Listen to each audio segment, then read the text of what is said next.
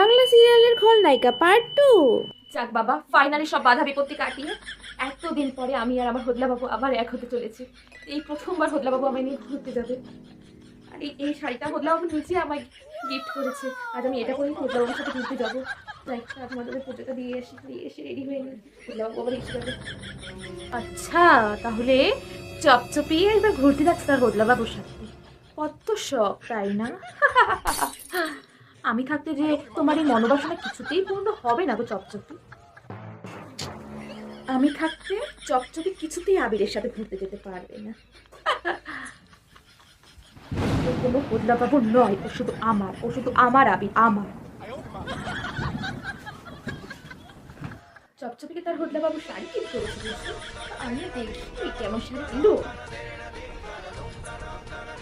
মেয়ে চপচপি পরে বা শাড়ি, আমিও দেখি কি করে যাস হোদলাবাবুর সাথে ঘুরতে।